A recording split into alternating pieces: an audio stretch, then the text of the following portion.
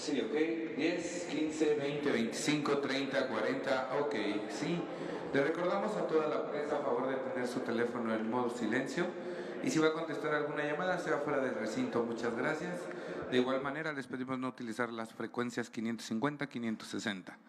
10, 15, 20, 25, 30, 40. Ok, sí, ok. Probando equipo de audio. 10, 15, 20, 25, 30. Ok.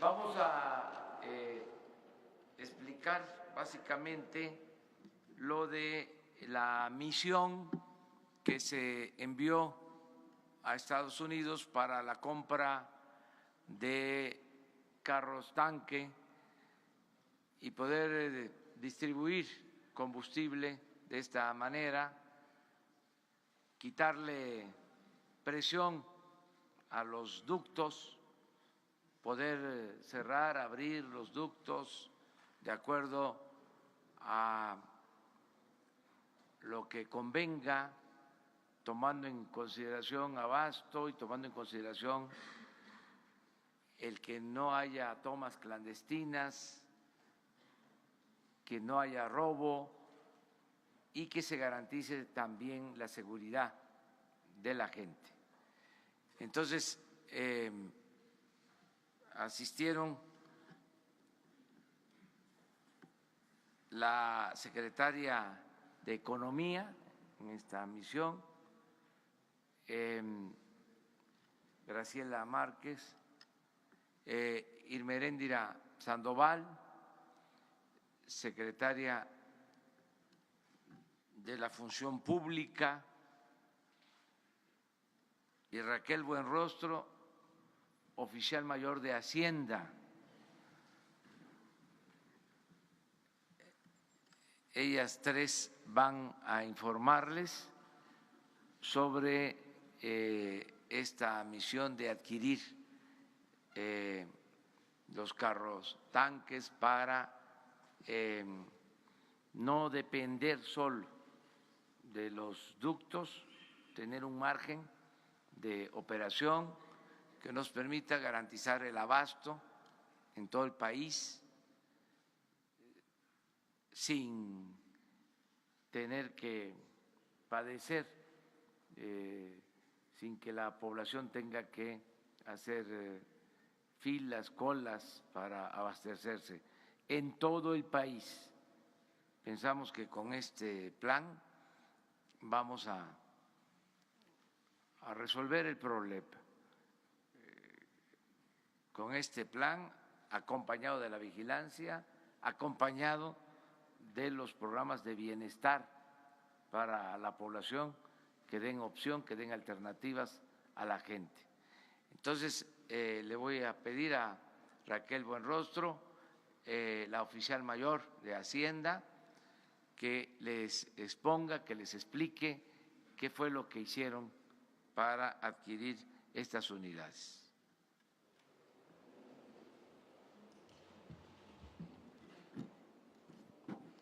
Gracias, presidente. Buenos días a todos.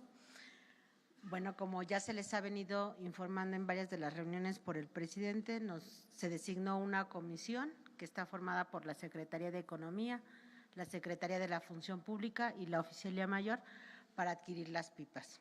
Ante la urgencia y necesidad que teníamos como gobierno de atender el problema de abasto de combustibles, eso justifica plenamente una adjudicación directa. Sin embargo, la decisión que se tomó fue hacer un proceso más competitivo, que se tradujo en dos acciones muy importantes. Nos pusimos en contacto con la Asociación Nacional de Productores de Autobuses y Tractocamiones Nacionales, pero también con la Asociación de Fabricantes de Autotanques de Estados Unidos. Además, se invitó vía remota a la participación de empresas de otros países. Por eso se decidió que la reunión fuera en Nueva York para que tuviéramos un poder de convocatoria más amplio. De ese proceso obtuvimos la determinación de ofertas que se pujaron en dos sesiones. Por lo tanto, obtuvimos ahorros significativos y más competitivos. El resultado final, cabe mencionar que fuimos acompañados también por personal técnico de Pemex y también por personal de Triple I Servicios, que es una empresa filial de Pemex, a fin de que ellos nos ayudaran con toda la determinación de todos los requerimientos técnicos y a evaluar técnicamente las ofertas. Del proceso que se concluyó el día de ayer, llevamos un avance de una celebración de memorandos de entendimiento de 671 autotanques, equivalentes a 140,000 barriles diarios, por un monto de $92 millones americanos. Los primeros autotanques, la siguiente, por favor. La siguiente, por favor. Los primeros autotanques llegarán el 1 de febrero, son 50, el 8 de febrero otros 50 y progresivamente el resto de los autotanques. En el cuadro se puede observar cómo vamos a estar abasteciendo los 671 autotanques desde la siguiente semana hasta el 29 de marzo. Eso es todo. Bueno, como comenzamos un poco tarde porque se prolongó la reunión de seguridad, ya abrimos la sesión de preguntas y respuestas. A ver, atrás, pues.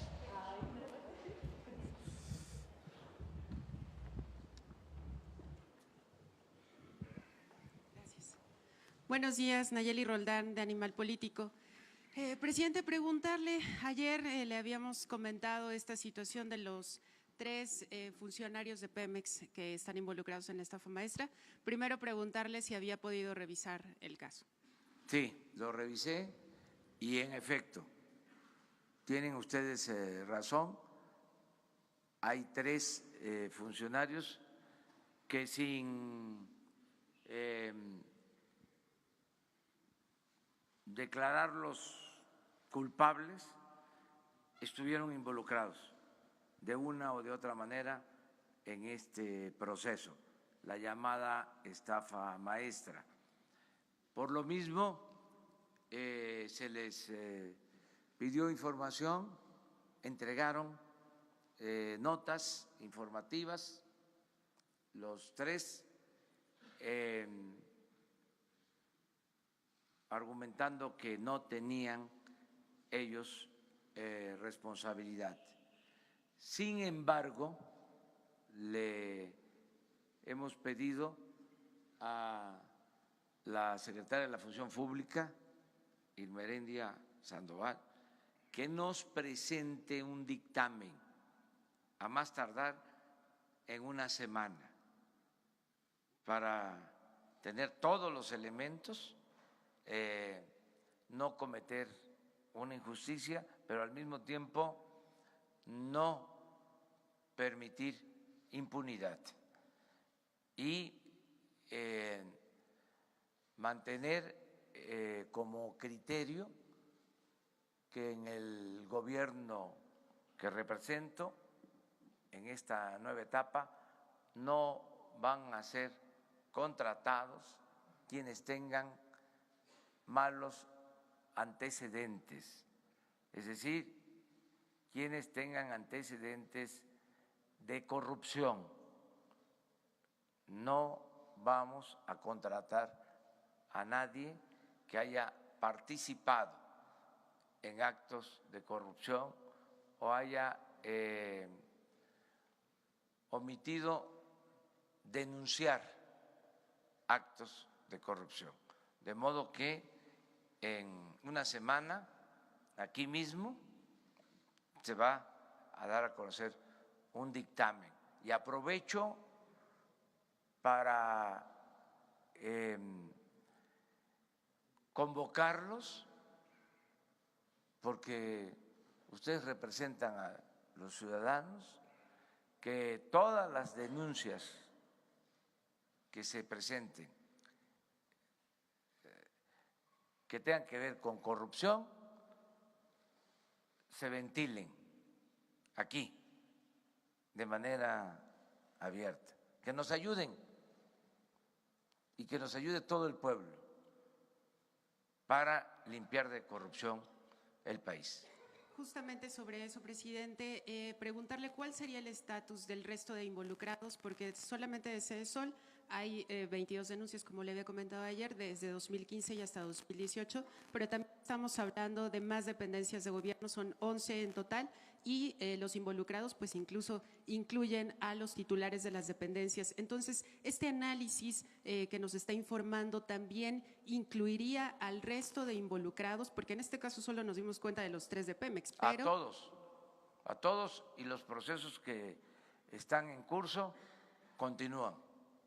¿Se están investigando a todos? Sí, no hay impunidad para nadie.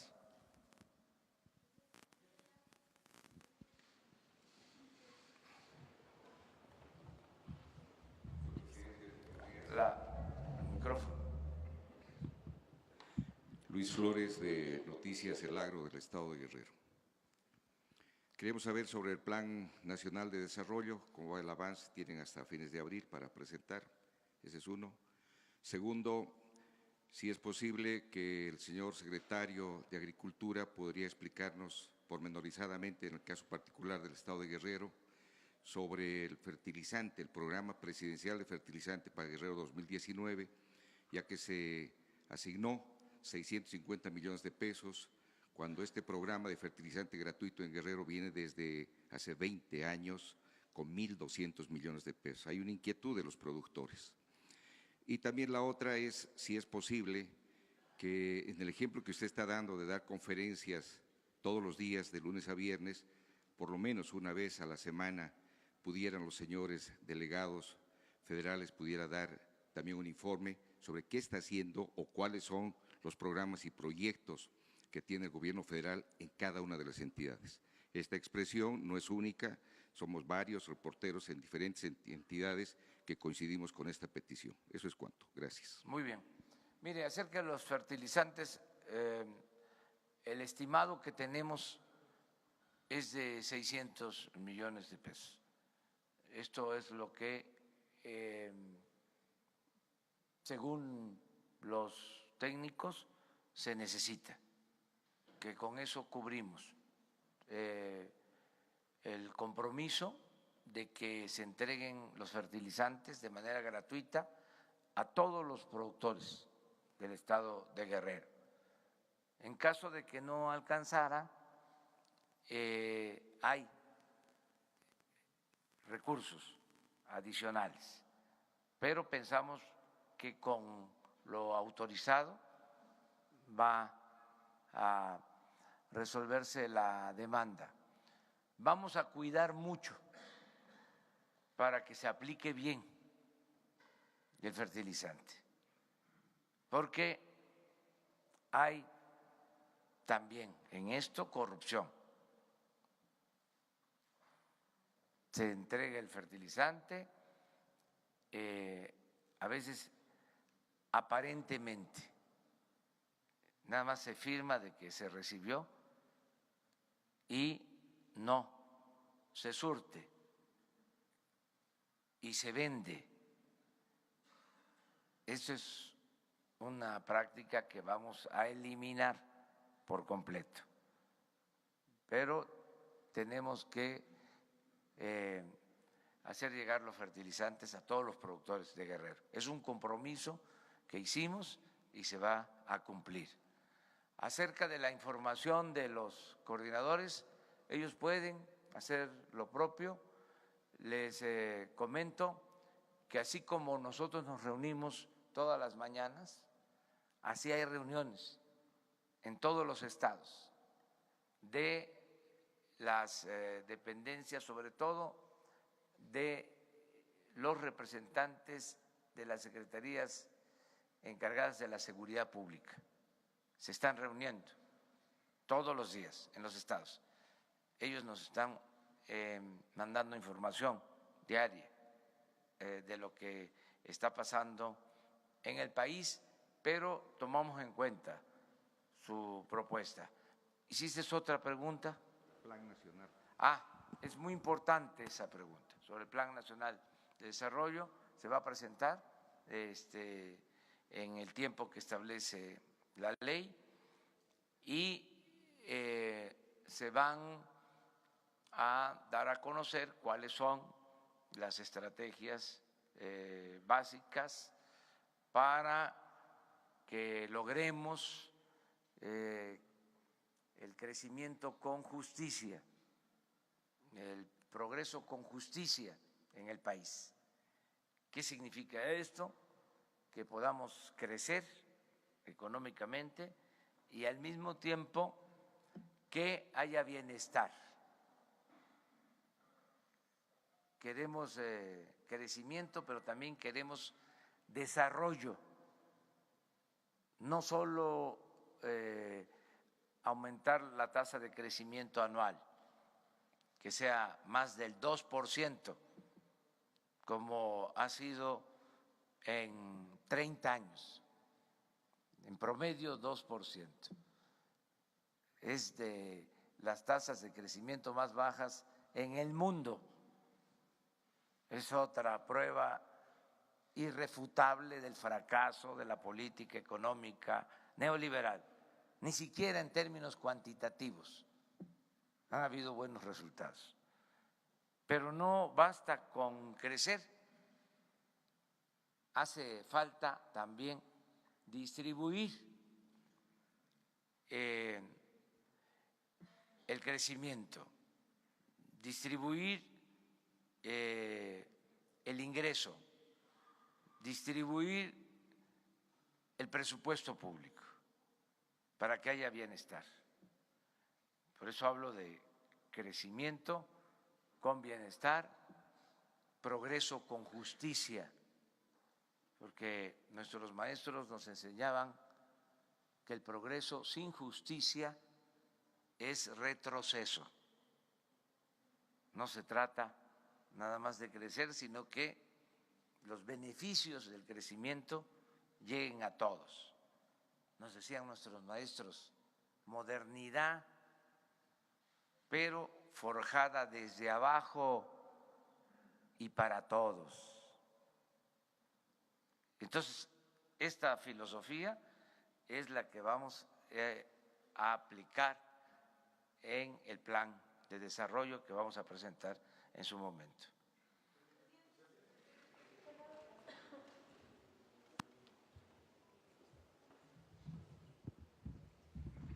Buenos días, presidente. Vicente Serrano, de Sin Censura, desde Chicago. Dos cosas. Hace unos días, una escolta, un policía estatal del Estado de México asignado a una familia rica del Estado de México, me decía que quiere regresar a los operativos. Yo le pregunto, ¿hay un censo? Y sé que ya ha hecho algunas asignaciones de escoltas que regresen a operativos como los ductos. ¿Hay algún censo de cuántos escoltas está pagando el mexicano en diferentes estados o en diferentes municipios para empresarios o políticos? Y si puede haber un llamado de usted para que se haga, si es que no existe, para que estos escoltas regresen a los operativos que tanto se necesitan de seguridad pública. Y por otro lado, si me permite, ayer hablaba de que ya no va a haber chayote.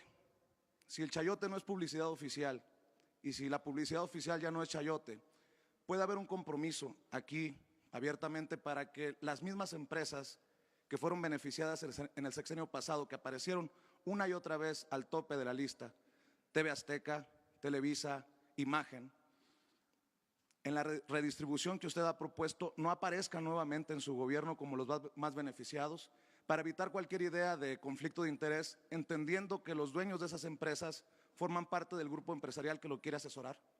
Gracias. Bueno, en el caso de las escoltas, ya están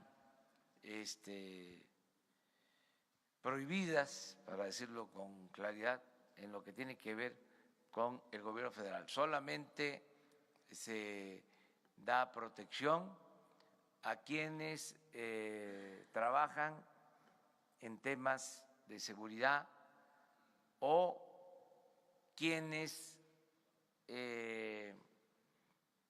corren algún peligro por su labor, por su trabajo especial, cuando hay amenazas.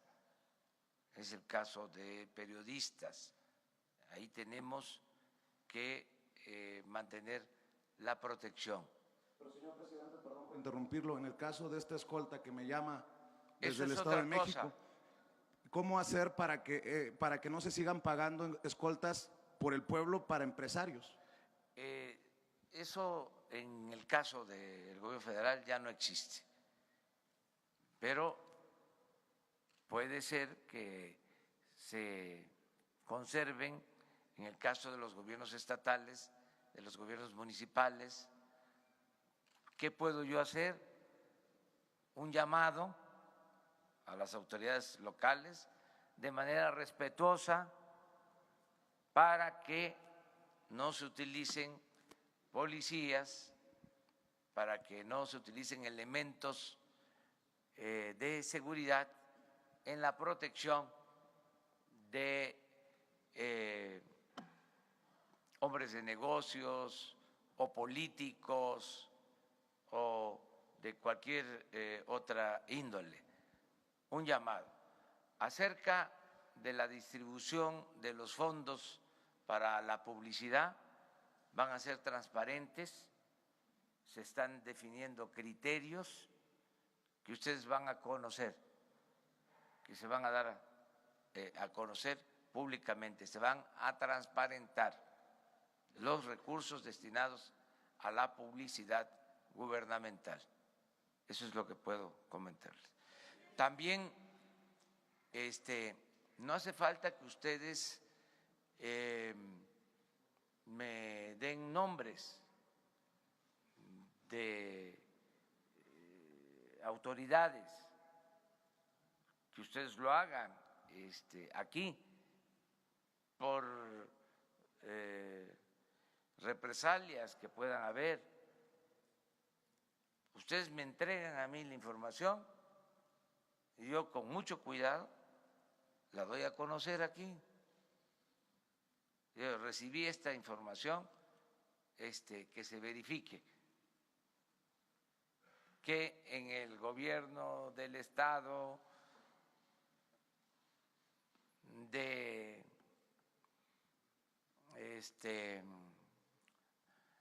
Francisco J. Mújica, ¿no?, que admiro tanto al general Mújica, o en la presidencia municipal, ¿no?, está pasando esto del Estado Francisco J. Mújica, yo doy a conocer aquí, ¿sí?, todo. Esto va a ayudar mucho. O sea, por ejemplo, ahora con lo del combate al robo de combustibles, ya aumentaron las denuncias, las llamadas, el aviso de las comunidades, de la gente que nos está apoyando. Eso es muy importante. Entonces, el que podamos hacer esto.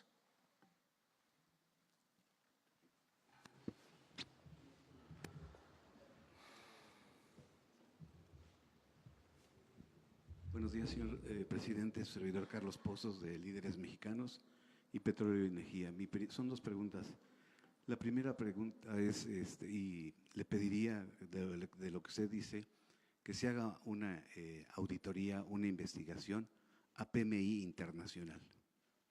Va a encontrar muchas cosas. Pemex, el huachicol, apenas es la punta del iceberg. Es un cáncer, una metástasis en Pemex, señor. Hablaba ahorita de fertilizantes, bancos, hospitales, todo Pemex, señor presidente. Mi segunda pregunta es, usted como presidente emanado de la izquierda mexicana, ¿se ofrecería a dialogar con Nicolás Maduro?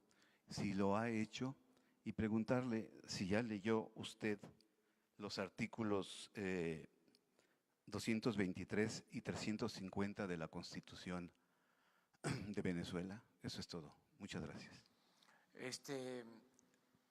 Acerca de lo primero, pues vamos a limpiar de Pemex de corrupción, y la Comisión Federal de Electricidad y todo el gobierno, Vamos poco a poco.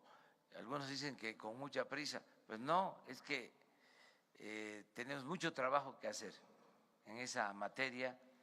Pemex Internacional, desde luego, requiere una revisión a fondo, porque incluso llegó a ser independiente del Estado mexicano, funcionaba como una empresa privada sin control,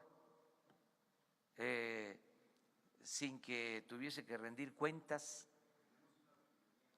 Sí, desde hace tiempo, y no solo es la refinería que se tiene en sociedad en Estados Unidos, es que la compra del combustible no se transparentaba, y eso lo vamos a hacer, vamos poco a poco. No conozco esos artículos de la Constitución de Venezuela, sí conozco el artículo 89 de nuestra Constitución, la fracción 10ª, que establece que en política exterior nos debemos de conducir con los principios de no intervención, de autodeterminación de los pueblos, de solución pacífica de las controversias.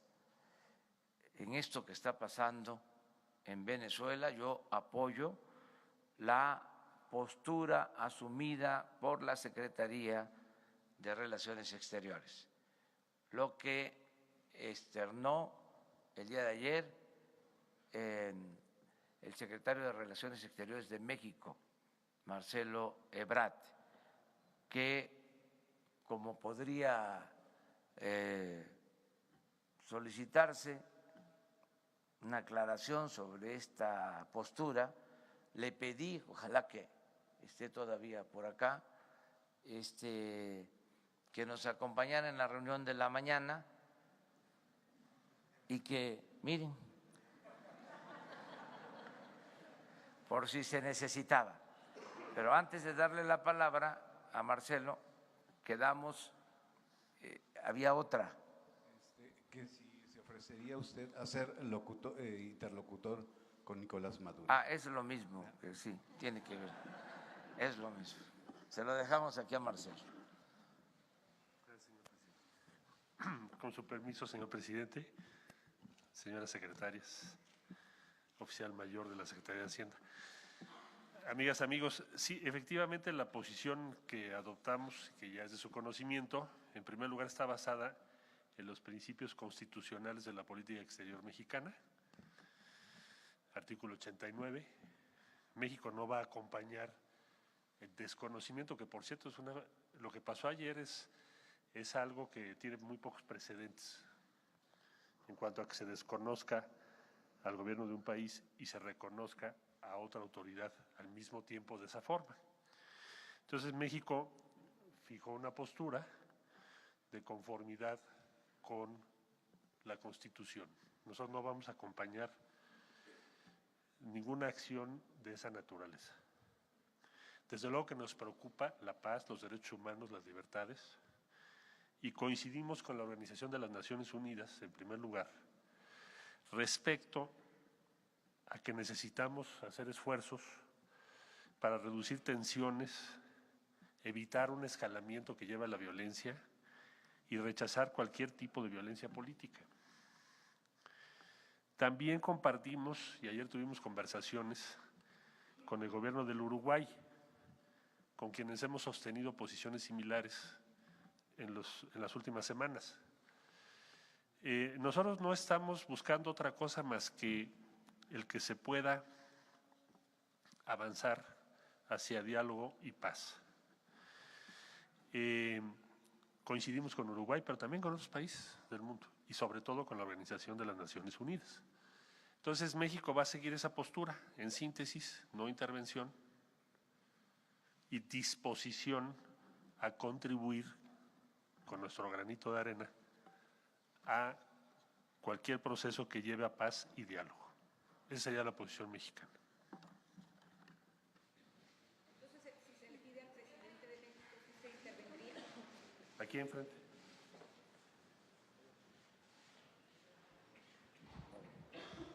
Sí, Juan Pablo Espineto de Bloomberg News. Respecto de ese punto, justamente, en el comunicado de ayer, la Secretaría dice que está en sintonía con varios organismos, incluyendo a la Unión Europea. Sin embargo, la Unión Europea fue bastante más explícito en el comunicado de ayer. Ellos piden elecciones libres y creíbles en Venezuela. Preguntarle entonces si ustedes están de acuerdo con ese punto. Y en respecto al llamado al diálogo, ¿cómo se dialoga con alguien que es un dictador, que no ha querido dialogar en las ocasiones anteriores? Bueno, yo le diría que vamos a tener diálogos en estos días con varios países de la Unión Europea, pero el punto esencial es que buscaríamos varios países del mundo, o coincidimos, para empezar la Organización de Naciones Unidas, que nos representa a todos, coincidimos en que cualquier paso que pueda llevar a diálogo y finalmente paz es algo que vale la pena. Hoy sería muy rápido, muy pronto, para poderle yo dar a usted detalles de las posiciones de toda la Unión Europea. Por cierto, estaban ayer recabando información también, igual que nosotros. Entonces estaremos informando los próximos días qué evolución tiene, pero por lo pronto la disposición mexicana es esa. Por favor. Pedido de elecciones. Vamos a ver, no sé todavía en qué consiste lo que ellos están pensando. Lo voy a consultar con ellos. Nadia Sanders de México.com. Preguntarle, canciller, el personal diplomático mexicano en el país, en Venezuela, ¿qué acciones están tomando? ¿Cuántos mexicanos hay en Venezuela? Si hay alguna situación de riesgo en el país. ¿Y cuántas horas o días define usted que serán definitorias en el destino en el país, la situación en este país? Mire, México tiene, como usted sabe, un encargado de negocios, ya tiene tiempo así. Fue una disposición que se tomó en el gobierno anterior.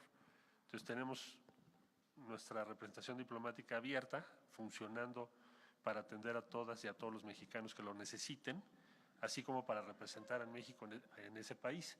Respecto a la segunda pregunta, bueno, es muy difícil saberlo, porque entraríamos ya en una especulación política.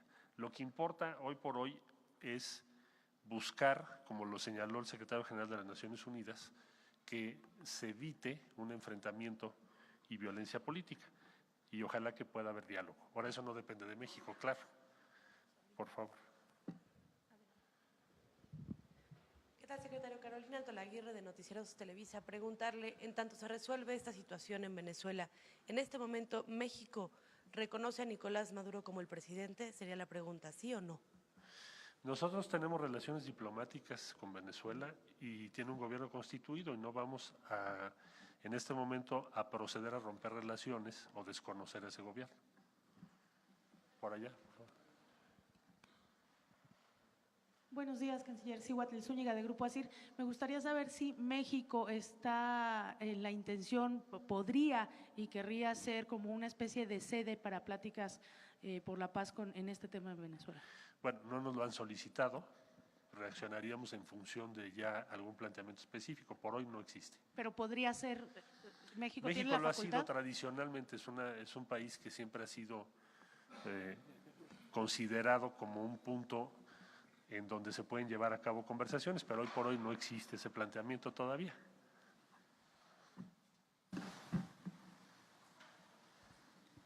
Buenos días, canciller. Mariana León, del Financiero. Preguntarle, ¿ustedes tuvieron alguna especie de comunicación ayer con el gobierno de Venezuela, con el gobierno de Nicolás Maduro? ¿Qué se dijeron entre los dos gobiernos? Y también, no se tiene una cifra exacta de los mexicanos que están en Venezuela, entonces, y una más, el exhorto que hacen ayer al diálogo, ¿podría cambiar? ¿No se descarta que cambie entonces para pedir elecciones libres, que respeto a los derechos humanos? ¿Esto podría cambiar? Gracias. Siempre hemos planteado que nos interesa que se respeten los derechos humanos y las libertades, siempre lo hemos dicho.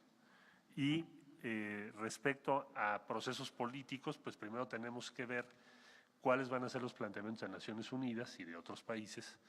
Y no hemos todavía establecido ninguna relación, ni ayer tuve comunicación ni con el gobierno de Venezuela, ni con la oposición. Pero no lo hemos tenido. Y respeto a derechos bueno, humanos. Le comentaba yo que eso es uno de los temas que se van a dialogar en las próximas semanas. México va a estar muy atento a cómo evoluciona. Última pregunta, porque si no el presidente me va a decir que ya me deje su conferencia. A ver, tú por favor. Buenos días, Misael Zavala del Universal.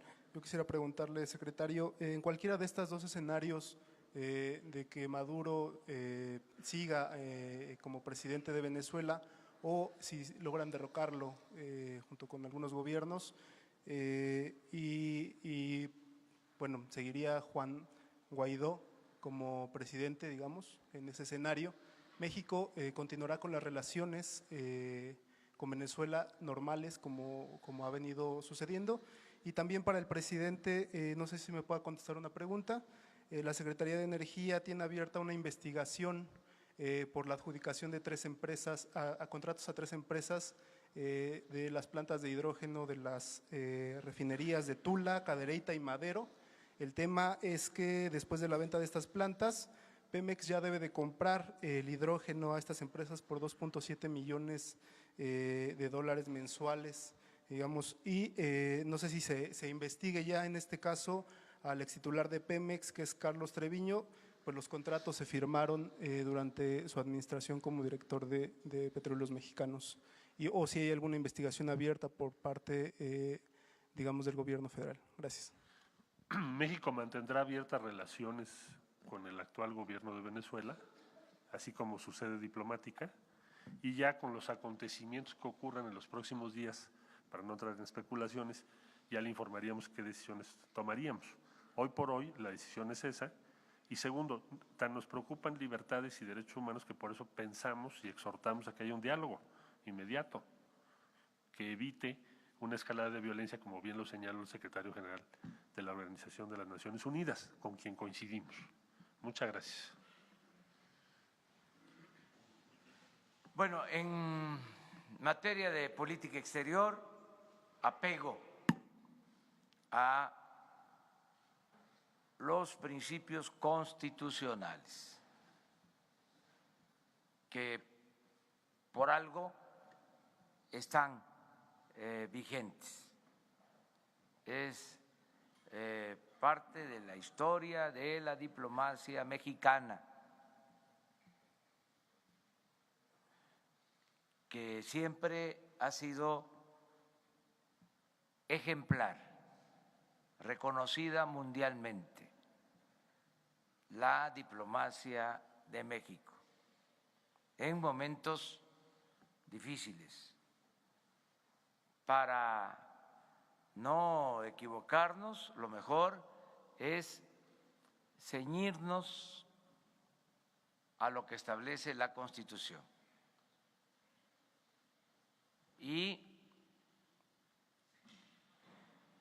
poder conjugar en armonía 4 principios básicos que están en la Constitución sobre esta materia. No intervención, autodeterminación de los pueblos,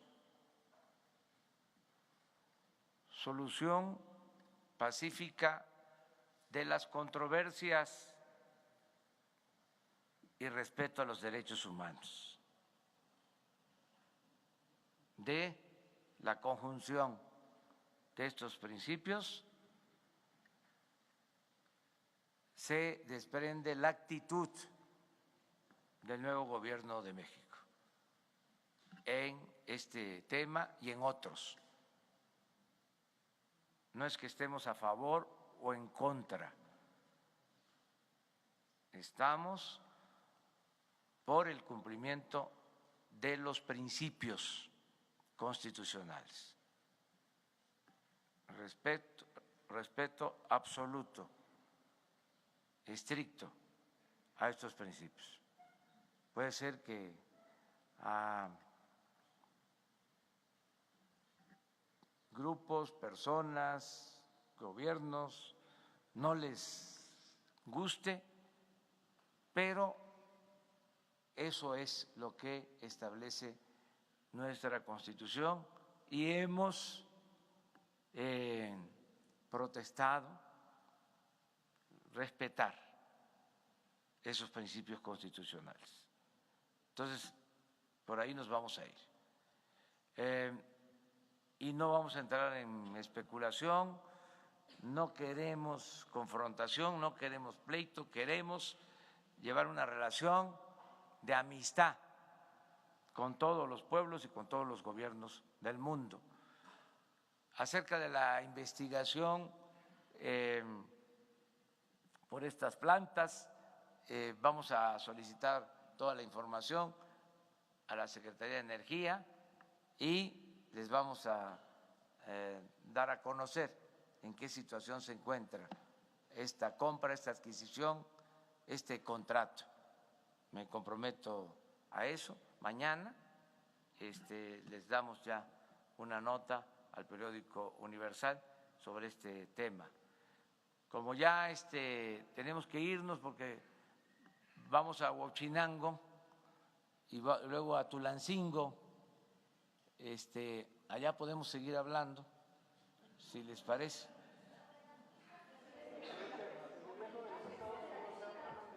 Sobre las pipas. Sí. Es que el acto de Huachinango es a las 10:30 y hacemos como 2 horas.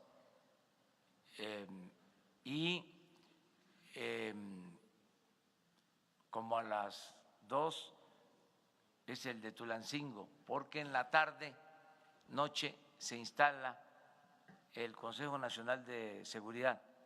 Tenemos aquí una reunión con gobernadores y con funcionarios que tienen que ver con la seguridad pública. Sí, muchas gracias, presidenta. Daniela Barragán de Sin embargo. Algunas organizaciones civiles vieron con preocupación que se compraran las pipas sin licitar. Y pues bueno, una de las empresas proveedoras de los autotanques viene desde tiempos de Fox sin pasar por una licitación. Ahora con la emergencia lo vuelve a hacer. Según los datos abiertos, el gobierno federal ha tenido que pagar 233.656.000 pesos a otras empresas para rehabilitar, reparar y corregir piezas que se le compraron originalmente a la empresa Detroit Diesel Allison, que ahora figura entre las proveedoras de los autotanques. Entonces, mis preguntas serían, se entiende que había una emergencia, pero ¿qué piensan hacer para cumplir con la promesa de licitar y transparentar las compras? Y si ya se están trabajando en algunos mecanismos, y cómo evitar que empresas que en el pasado ya se vieron de alguna manera beneficiadas no repitan en su sexenio con más contratos y este tipo de prácticas. Gracias. Se cuidaron todos los procedimientos, por eso la comisión se integró, se les pidió que tuvieran cuidado con las empresas, que fuesen empresas serias, caracterizadas por la honestidad, que se actuara con honradez. Cuando se terminen de firmar todos los contratos, la misma comisión va a informarles a ustedes ya cómo quedaron los contratos y qué características tienen cada una de las empresas. Yo avalo esta compra porque le tengo plena confianza a quienes fueron en esta misión a adquirir los autotanques, mujeres inteligentes y sobre todo honestas, mujeres con convicción. Son 3 servidoras públicas ejemplares, nada que ver con malandrines que ocupaban cargos en otros tiempos. Ellas son gentes honestas, mujeres excepcionales del servicio público.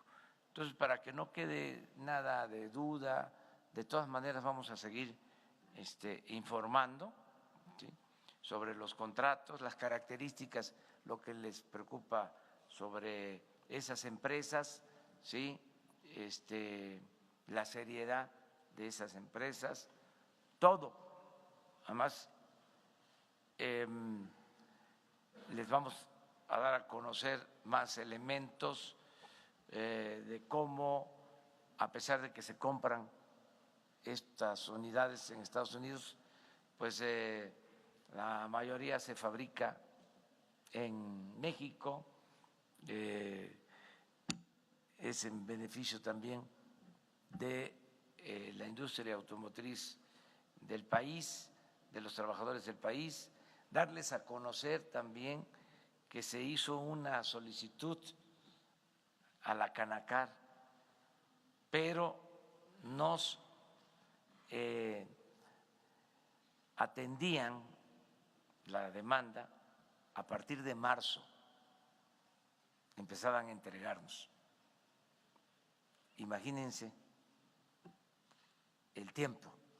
Para nosotros ahora es importante, fundamental. Siempre es importante el tiempo, más en una circunstancia como la que estamos viviendo.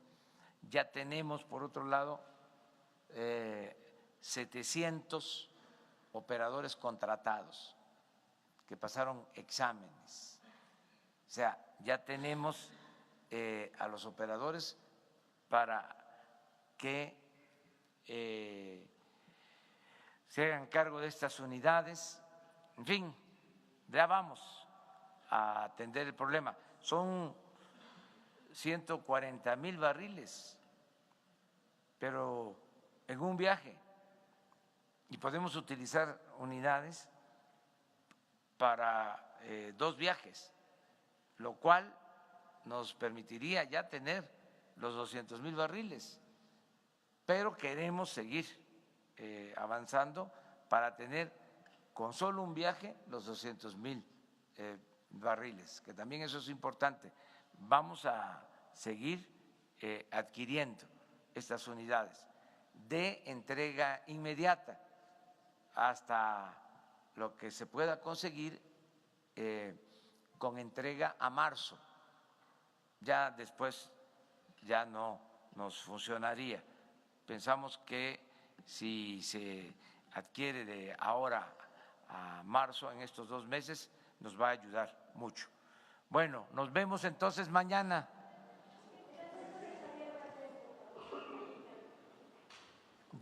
Buenos días, Rocío Méndez de Noticias MBS. El día de ayer se reveló que es muy posible que a Javier Valdés lo haya matado el narco de Sinaloa.